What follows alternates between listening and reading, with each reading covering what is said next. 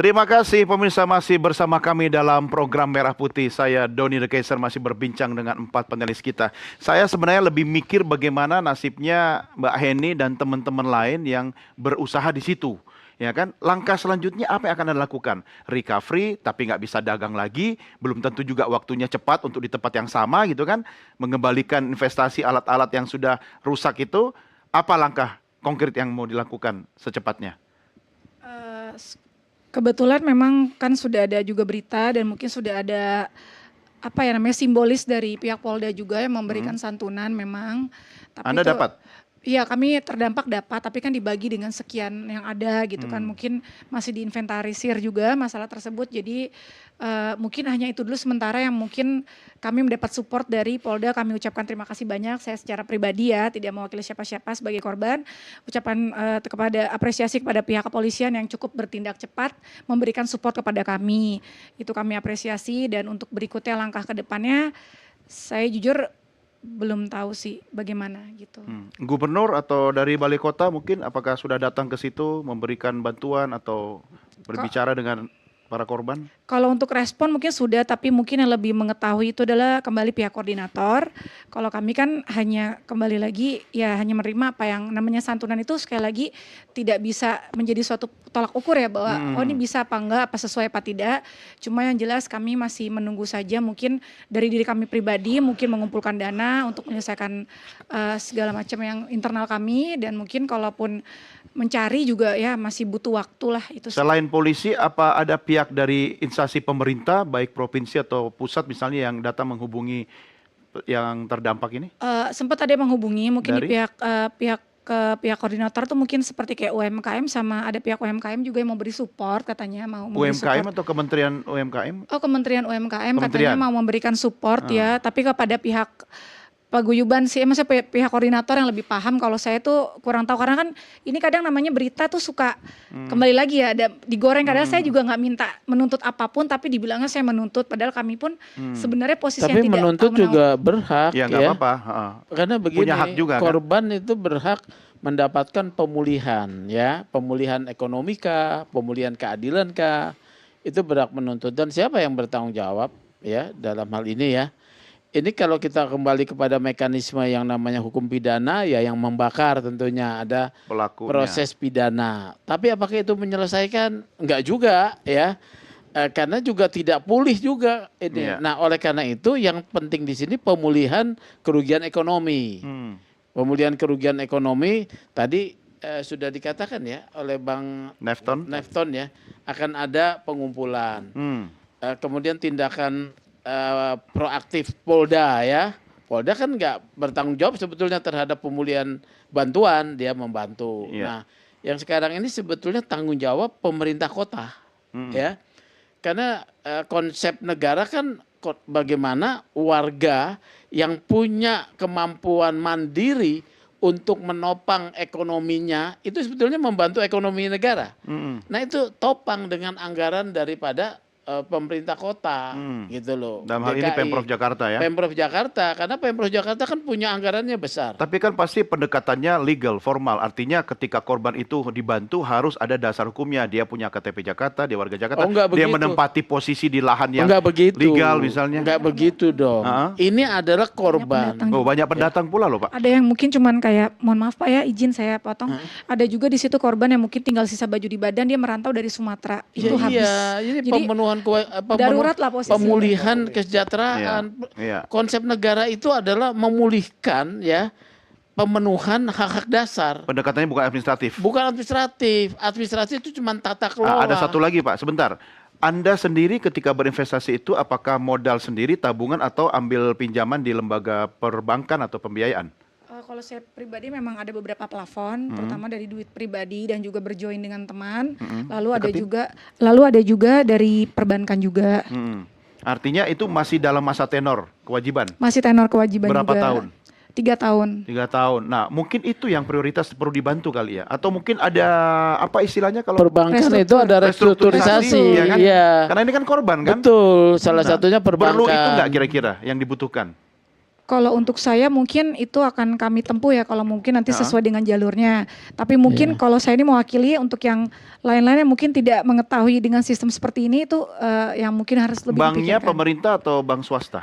Saya ada di bank pemerintah sih. Nah, Pak kalau Sugeng, bank coba bantu. pemerintah, konsepnya kan kembali kepada tanggung jawab negara untuk pemenuhan hak-hak dasar ya. Apalagi hak atas bisa memenuhi kebutuhan sendiri tanpa membebani negara ya, orang-orang UMKM ini. Oleh karena itu bank wajib menurut saya memberikan restrukturisasi ya, wajib. Dan saya harap melalui acara Merah Putih ini didengar, mereka kemudian menyiapkan itu ya. Debitur-debitur ini kemudian dilakukan komunikasi. Ya, ini kan pengecualian ya. Pengecualian. Ini Bukan korban. Iya korban, bukan kemudian nanti unter yang lain minta, oh enggak. Iya, iya. Ini adalah kondisi yang namanya kedaruratan. Jangan sampai dia dianggap melakukan apa seperti yang dicari-cari oleh debt collectornya bank gitu kan. Malah Iya, dia nanti korban jadi lain. korban bertingkat Berkali-kali, gitu loh ya, iya, berkali-kali double korban Oke, double tapi itu victim. memungkinkan. Oh sangat dong ya. Oke, nah, ada ini- mekanisme di perbankan. Ini ada harapan ya, tapi saya Ya. dengar juga tadi Bang Nefton dan teman-teman juga sedang berusaha untuk memberikan bantuan ya kepada korban ya. Bentuk bantuannya apa? Donasi, pinjaman, modal atau uang korahiman atau apa kira-kira? Mungkin kalau kami mau disebut korahiman tidak layak lah. Nah, tapi mungkin bentuk rasa prihatin kami, Bersimpati ya. bersimpati yang ternyata ya dugaan awal kami bahwa meninggalnya 2 saudara kami itu adalah ada keterlibatan dengan warga sekitar di situ. Tetapi kemudian fakta berbalik dan ternyata ini masyarakat yang tidak tahu apa-apa. Sehingga kami berpikir kami punya kewajiban moral. Semampu kami akan secara bersama-sama anggota TIR siapa yang mau turut berkontribusi. Nah, seberapa yang kami dapat kami akan menyerahkan ke pihak-pihak yang terdampak dari kerusuhan Ya, kemarin. ini kan awalnya Anda menduga bahwa masyarakat berperan sampai Ya. membuat kehilangan nyawa anggota Anda. Ya. Gitu kan? Tapi sekarang Anda mau membantu pihak-pihak masyarakat termasuk korban dalam bentuk dana. Iya, betul. Kenapa Anda mau? Ya karena kami melihatnya begini, itu di masyarakat yang karena saya sering juga ada di situ. Kadang saya lewat situ, saya mampir makan di situ Oke. dan saya lihat mereka di situ sudah lama Ya. di situ dan mata pencarian mereka adalah dengan cara berjualan di situ.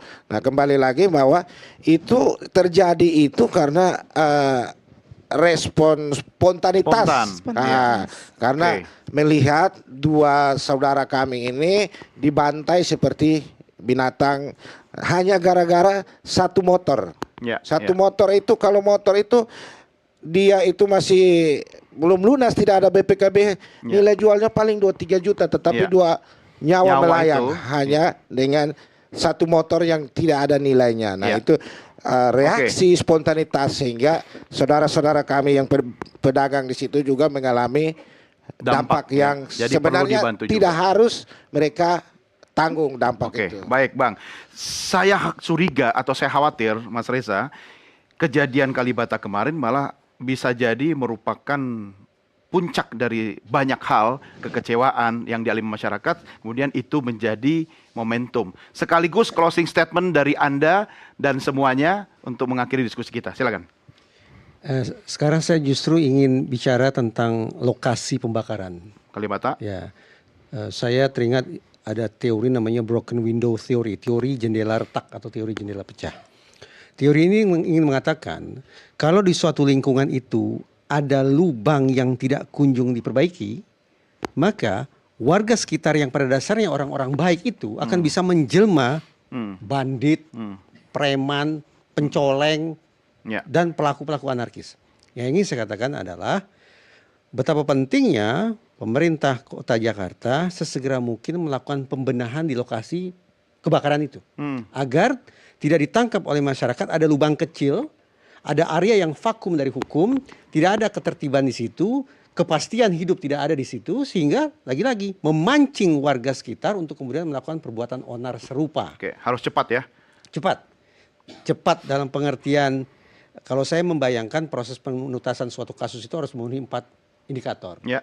Tuntas, menyeluruh, objektif, dan transparan. Kita perlu menakar dalam masalah yang menurut saya pelik ini, seberapa banyak indikator yang berhasil direalisasikan oleh negara. Oke, Pak Sugeng, closing statement. Ini bukan hanya problem hukum ya. Rangkaian peristiwa ini menjadi satu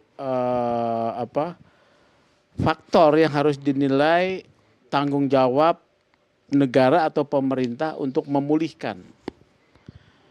Oleh karena itu yang paling penting adalah pemulihan korban. Ya, korban ya untuk bisa berusaha kembali. Ya, untuk bisa berusaha kembali. Tempat tersebut karena saya tahu dari dulu memang buat tempat usaha, dipulihkan buat tempat usaha. Jangan karena sudah terbakar kemudian malah dilarang. Ya. Dipulihkan sebagai tempat usaha. Karena saya ini juga berdagang di jalanan dulu ya. Saya paham benar ya kondisinya.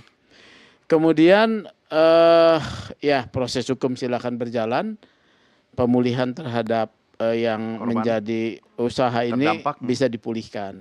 Ya, jadi begitu. Ya, oke. Bang Nefton, apa yang Anda mau sampaikan kepada kepolisian atau mungkin kepada masyarakat yang mungkin awalnya Anda menduga ikut berpartisipasi sehingga anggota Anda kehilangan nyawa? Iya, saya mau menyampaikan permohonan maaf kami dari organisasi petir kepada saudara-saudara kami yang menggantungkan hidupnya di lokasi kejadian terbunuhnya 2 saudara kami itu. Kami sadar betul bahwa saudara-saudara kami ini terdampak dari kerusuhan itu. Nah, kami juga punya maksud dan niat baik untuk kami berkontribusi walaupun tidak banyak, tetapi minimal kami meringankan atau turut prihatin atas peristiwa yang dialami oleh saudara-saudara kami. Kemudian ya mungkin ini saya melihatnya bahwa ini persoalan antara debt collector dengan debitur ini tidak akan pernah selesai. Karena sampai sekarang ini menurut saya belum ada solusinya. Debt collector dengan kebenaran hukumnya yaitu undang-undang fidusia, sementara debitur nakal pegangannya adalah PMK, sehingga ini tidak akan pernah peristiwa seperti ini tidak akan terhenti ketika negara tidak turun tangan untuk mencari solusi bagaimana memberikan rasa keadilan bagi semua warga negara Indonesia. Jadi negara harus turun tangan ya? Negara harus turun tangan. Baik, Mbak Heni, terakhir apa yang mau Anda sampaikan? Sebelumnya mungkin saya tadi belum sempat menyampaikan ucapan terima kasih kepada pihak petir yang sudah mau bersimpati atas kita bilangnya tragedi dan musibah ya. Sehingga saya juga tidak bisa meminta kepada pihak siapapun untuk secara pribadi untuk bertanggung jawab ya terhadap diri saya dan mungkin yang lainnya. Dan saya juga turut berbelasungkawa terhadap kejadian yang menimpa saudara kami. Kebetulan saya juga orang dari Indonesia Timur dan om saya juga Om Charles Jimmy Kawengian tuh masih saudara yang juga bagian dari petir, pengurusan petir. Jadi kami juga menyampaikan duka cita yang mendalam kepada keluarga korban. Semoga keluarga yang ditinggalkan juga diberikan kekuatan dan mungkin ya kita sama-sama saudara, sesama itu kita harus baiklah ke depannya sama Indonesia juga. Saudara sebangsa dan sebangsa dan setanah air. Betul, itu yang ingin dari kami adalah ini semua baik-baik aja dan juga ke depan semoga nanti tidak ada hal-hal yang ada ya seperti kayak pengancaman yang saya terima juga melalui media sosial itu juga cukup mengkhawatirkan, tapi karena saya yakin juga udah berbicara dengan Om, mudah-mudahan ke depan ya saya aman-aman saja ya Om ya. Gitu. Yang lebih penting lagi Anda juga bisa pulih kembali dan melanjutkan usaha ya. Ya itu yang kami inginkan, secara kan ada juga beberapa pedagang yang mungkin masih traumatis dan juga warga ya bukan hanya pedagang di situ, dan juga kami berharap bisa ke depan lebih baik dan ya semuanya sama-sama mendapatkan yang terbaik lah ke depannya kalau dari kami sih. Terima kasih Mbak Heni, Bang Nefton, terima kasih, Mas Reza, terima kasih, Pak Sugeng juga terima kasih. Sama-sama. Inilah akhir jumpa kita dalam Merah Putih. Terima kasih, saya Doni The Gezer, sampai jumpa. Merdeka!